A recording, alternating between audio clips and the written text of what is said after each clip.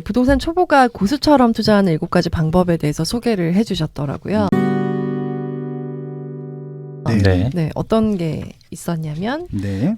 첫 번째가 관심 있는 매물의 족보를 파헤쳐라 라고 말씀하셨는데 좋네요. 족보가 네. 뭐냐? 시세입니다. 네. 그 가격의 변화.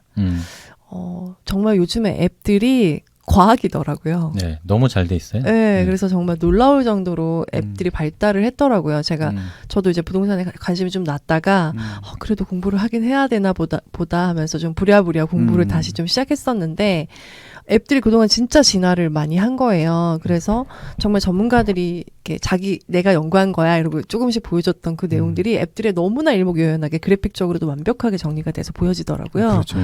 와, 진짜 좋은 세상이고 그래서 더 무서운 세상이 됐다. 그러니까 뭐 네이버 부동산도 마찬가지고 호갱론도 그렇고 과거 시세가 쫙 이렇게 그래프처럼 쫙 그려지잖아요. 찍어 보시면은.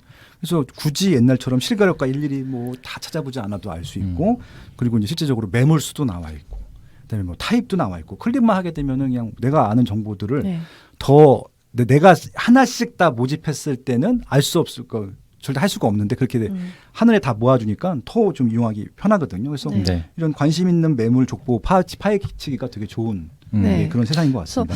저의 팁을 드리자면 여러분들이 요즘 유행한다는 그 부동산 앱 뭐 이렇게 그냥 검색창에 치시고 요즘에 뭐 호갱노노 아실 막 이런 거 있잖아요. 그런 것들을 쳐보고 이용법 같은 거 블로그에 막 사람들이 적어놓잖아요. 그런 거 한번 읽어보면서 이런 것도 돼? 이거 한 번씩만 파악하셔도 굉장히 크게 도움이 되실 것 같아요. 그래서 물론 족보 파악, 시세 파악을 내가 관심 가는 아파트, 내가 이사 가고 싶은 아파트를 쭉 보는 거죠. 그래서 여기는 왜 이렇게 올랐을까? 이 시점에 왜 올랐을까? 좀 생각도 해보고 공부도 해보면서 족보를 파헤치면 이 아파트에 대해서 잘 알 수 있다라고 말씀하셨고요. 네, 이거를 저도 이렇게 저는 어떤 식으로 보냐면 호갱노노에 그냥 관심 아파트 등록해서 시세를 받아서 보거든요. 그러면 내가 주기를 설정해서 이렇게 받아볼 수가 있어요. 알림이 오죠. 네, 알림으로 매일 이렇게 매일 와요. 그래서 거래가 되면 얼마에 거래가 됐고 몇 건이 됐고 이런 것들을 내가 등록한 아파트를 딱 정리해갖고 한 번에 보내주니까 마치 그 비서가 아침에 보고하는 것처럼 일목요연하게 한 번에 볼 수 있거든요. 그런 방법을 활용하시면 내가 굳이 노력해서 어디 찾아서 일일이 보지 않아도 그냥 보고서 받는 느낌으로 보실 수 있어요. 그러니까 그런 알림 서비스 잘 사용하시면 되게 편하다. 실거래 되자마자도 바로 바로 또 오기도 하고 참 대단하더라고요. 호갱노노는 이제 내가 갖고 있는 부동산 매물 등록해 놓으면은 이게 내가 산 금액하고 올라온 금액 다 해가지고 얼마큼 올랐는지 다 알 수 있잖아요. 네, 수익률도 계산 다 해주고 하니까 그런 기능들을 몰라서 못 쓰지 사실 다 있어요. 잘 찾아서 써보시면 좋은 것 같습니다. 이제 와이프는 부동산에 별로 관심이 없었는데, 그러니까 와이프 명의의 이제 아파트가 하나 있거든요. 걔는 맨날 그거만 보고 있어요. 주식처럼. 맞아요. 그래서 나 때는 제가 부동산에 처음 관심을 가졌을 때는 시세 지도라는 걸 손으로 일일이 그렸었어요. 그래서 여기는 이렇게 올랐는데 이까지는 위치도 좋고 괜찮은데 왜 안 올랐지? 근데 가격이 상대적으로 싸다. 이 가격이 이렇게 흐름이 있을 수 있겠다라는 것을 손으로 그리면서 깨달았거든요. 근데 이제는 너무 좋아져서 너무 간편해서 좀 덜 보고 좀 덜 느끼는 단점이 있을 만큼 정말 잘 나오는 것 같아요. 어떻게 활용하냐가 이제 더 중요한 거죠. 두 번째가 전세가 비율 함정에 주의하라. 이것도 되게 중요한 내용이죠. 맞아요. 네. 왜 중요한데요? 이렇게 부동산 처음에 이제 투자하시는 분들을 이렇게 가만 보면 많은 분들이 이렇게 소액 투자로 시작하시는 분들이 많으세요. 그렇다 보니까 이제 전세가율이 이제 높은 거 위주로 전세가율이 높다는 건 이제 매매가랑 전세가랑 차이가 적다는 의미니까 내가 이제 투자금이 최소화될 수 있는 그런 것들인데요. 그런 것들 위주로 이렇게 찾다 보면 저기 막 지방에 좀 외진 곳에 있는 이런 아파트인 경우가 상당히 많거든요. 근데 이제 그런 것들을 그래서 싸다, 내가 투자금이 적다라고 해서 매수를 했는데 한동안 가격이 그대로인 거죠. 그런 경우가 좀 다수 있어요. 그러니까 저 빠숑이 옆에서 말해도 되나? 전세가율이 높다는 게 어떨 때는 그러니까 그만큼의 전세 가치를 주고 살고 싶다라는 뜻도 되지만 이 집은 내가 사고 싶진 않다라는 강렬한 의지의 표현일 수도 있잖아요. 그렇게 볼 수 있죠. 어떤가요? 라고 제 책에도 써 있을 거예요. 좀 도티님께서 말씀하신 대로 전세가율이라고 하는 게 예전에는 다 갭 투자를 하다 보니까 갭이 붙어 있으면 무조건 사라 그랬어요. 그래서 심지어는 그 트터디 카페 같은 경우는 서로 경쟁을 하는 거예요. 누가 갭이 적은지. 예. 근데 그건 솔직히 의미가 없거든요. 그렇죠. 그런 식으로 하면 풀피도 있다. 아니 솔직히 갭이 없어. 지금 이제 오늘 프로테크가 잘 돼 있다 보니까 네. 전세가랑 매매가랑 갭을 또 이렇게 보여주는 어플들이 있어요. 많죠. 찾아보시면요.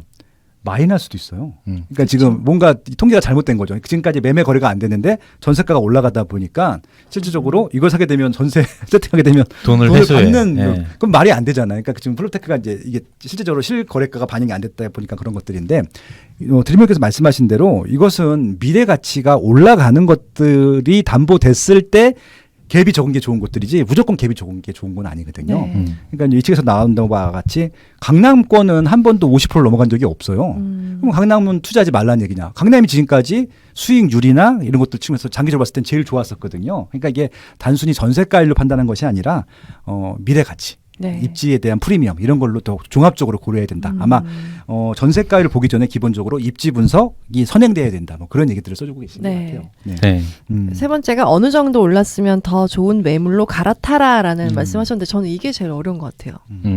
내가 어느 정도 올랐는지 모르겠고요. 네. 그 다음으로 갈아탈 때 세금 문제도 너무 요즘 복잡해졌고요. 네.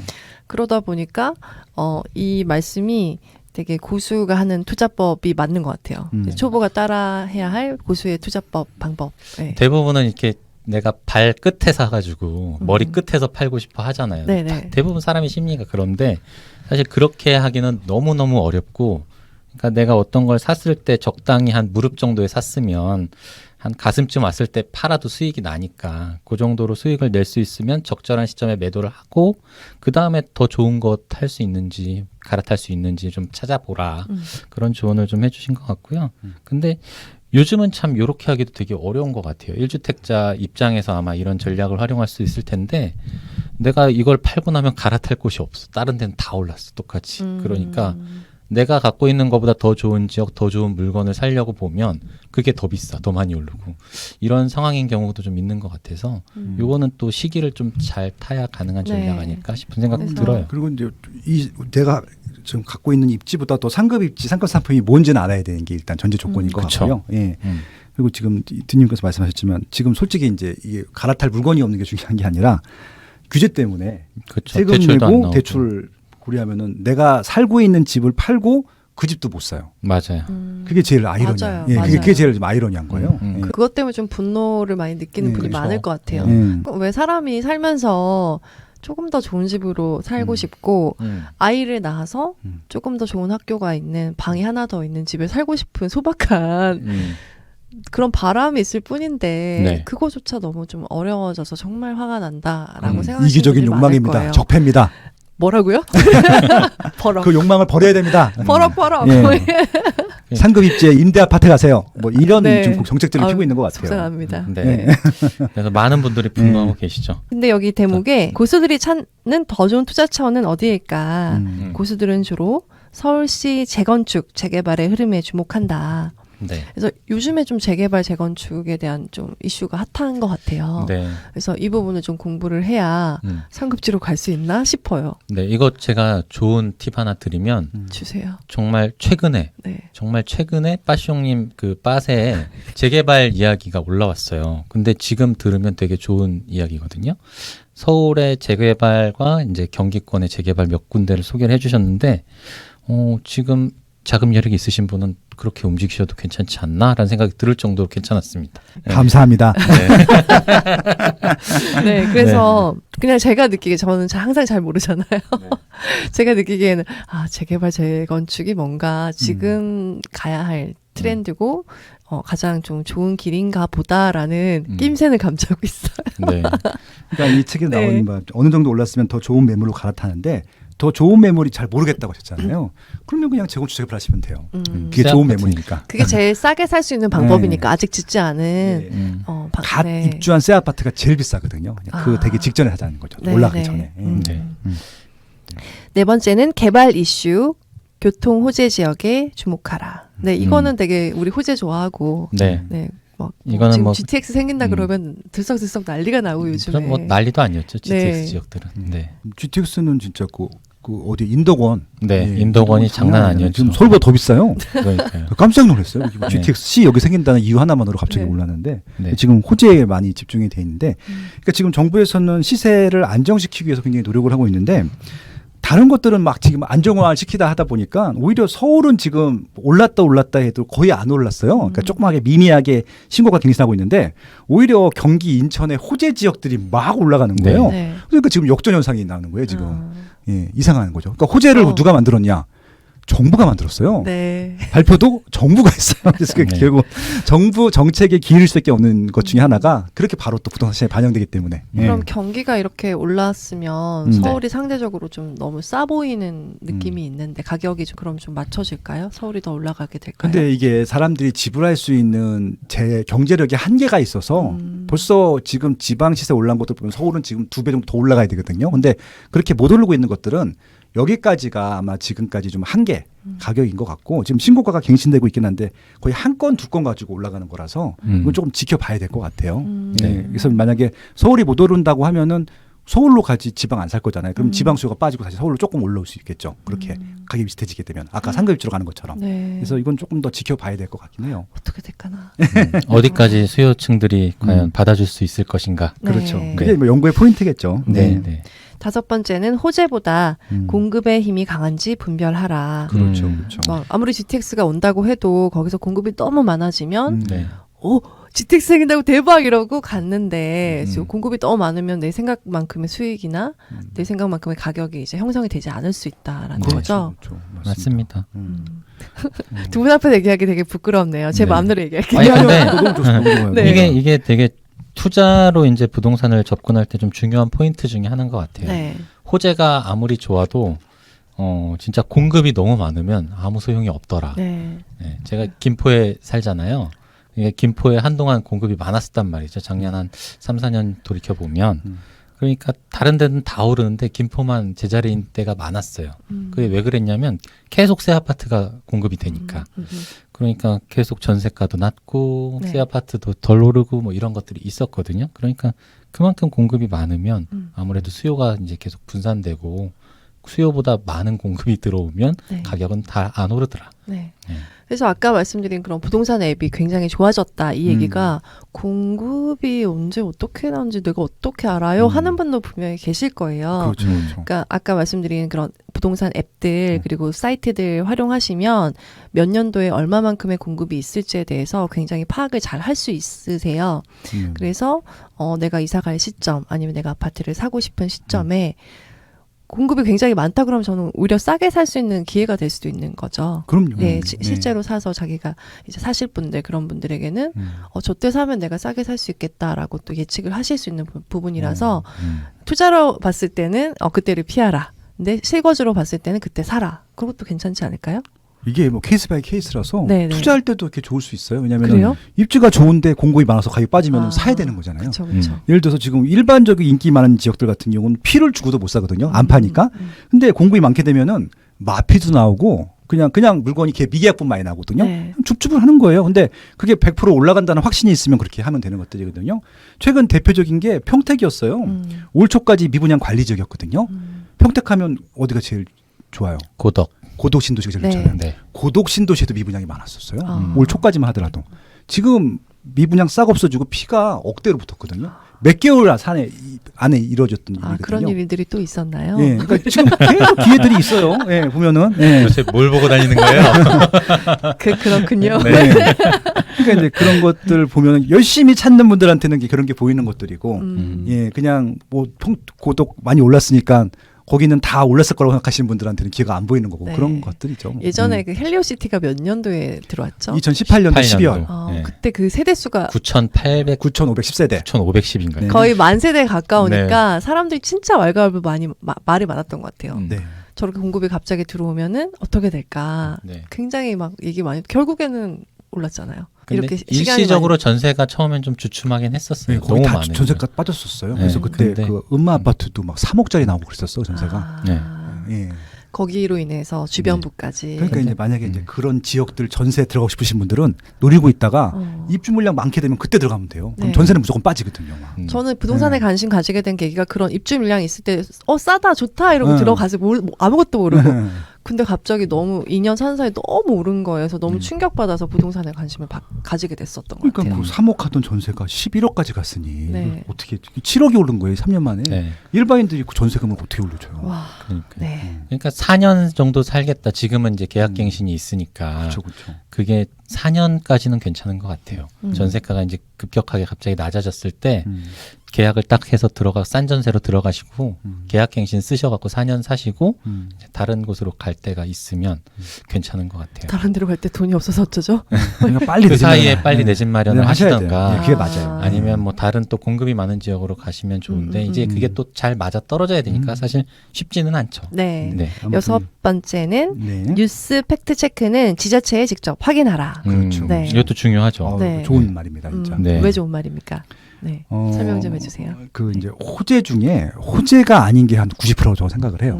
예, 그 실적으로 이제 제일 중요한 게 제 용어로는 삽을 뜨는 걸 확인하라고 하거든요. 네, 네, 네. 삽을 뜨는지 확정이 됐는지 그걸 꼭 지자체한테 확인해 봐야 돼요. 근데 놀라운 것은 저도 가끔 확인을 하는데 지자체도 모르는 경우가 가끔 있어서 그게 좀 안타깝긴 한데 그래도 네. 제일 확실한 건 지자체니까. 예.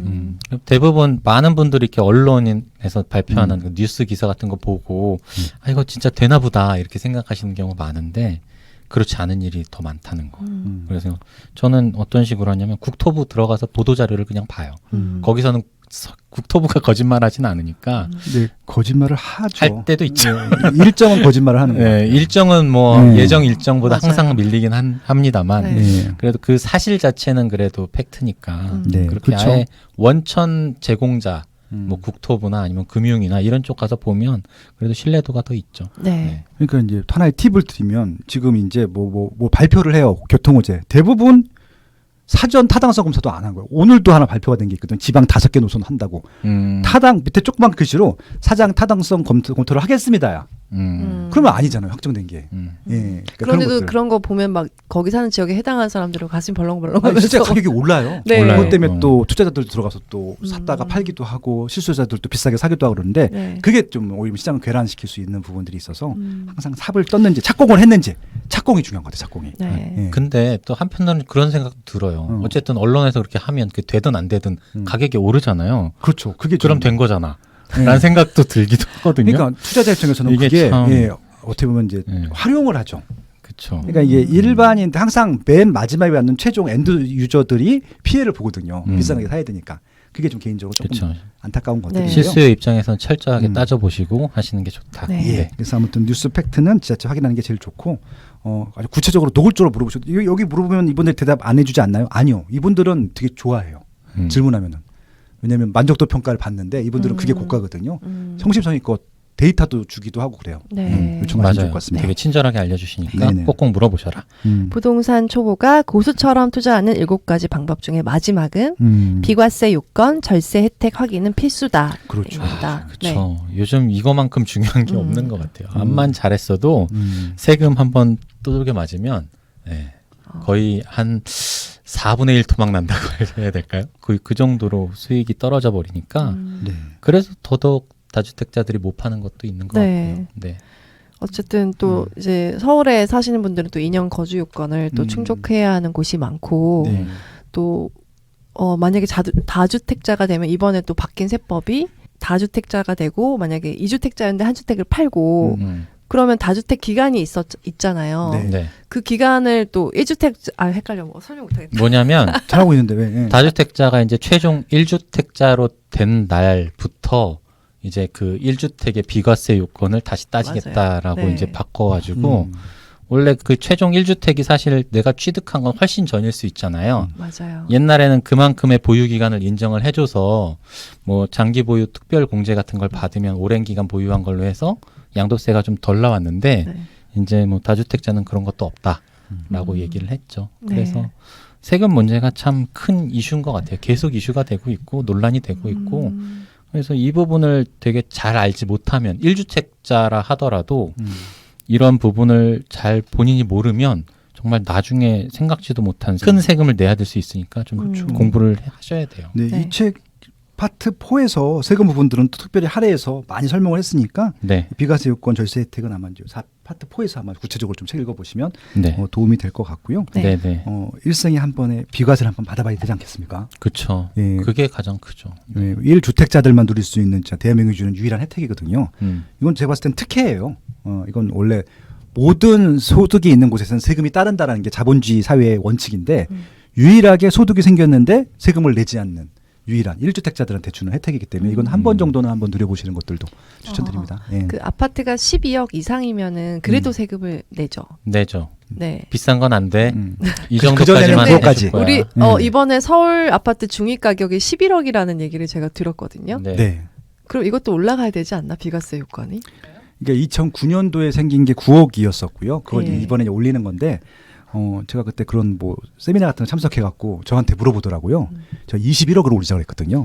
왜냐하면은 2009년도에 9억이면 지금 그 정도가 맞다고 했는데 대꾸도 안 왔더라고요.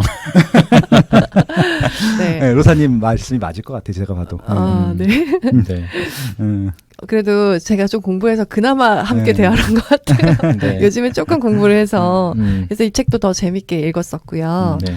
진짜 다양한 우리나라의 우리가 아파트를 좋아하고 아파트에 살아가고 아파트를 사고 팔면서 알아야 될 것들에 대해서 굉장히 다양한 방면에 걸쳐서 알려주신 책인 것 같아요. 그렇죠. 그래서 우리가 2부에서는 나머지 좀 중요한 얘기들을 한번 살펴보면 좋을 것 같습니다. 네. 뭐 대체적으로 또 궁금해하시는 거 빠숑님이 계시니까 일반인 분들이 이제 자꾸 막 금리 올리겠다는 얘기들 하는데 금리 오르면 또 부동산 가격은 떨어지는 거 아니냐 이렇게 알고 계시는 분들도 많이 계시니까요. 네. 그 얘기도 좀 이야기 나누면 좋을 것 같고요. 네. 그리고 일부에서 저희가 공급이 좀 중요하다라는 이야기들을 계속 했는데 3기 신도시도 어쨌든 사전 청약을 하고 있잖아요. 이건 그렇죠. 또 어떤 영향이 있을지 그런 것도 좀 2부에서 이야기 나누면 좋을 것 같고요. 네. 네, 계속 2부에서 이어가 가도록 하겠습니다. 네. 1부 여기서 마치겠습니다. 감사합니다. 고맙습니다.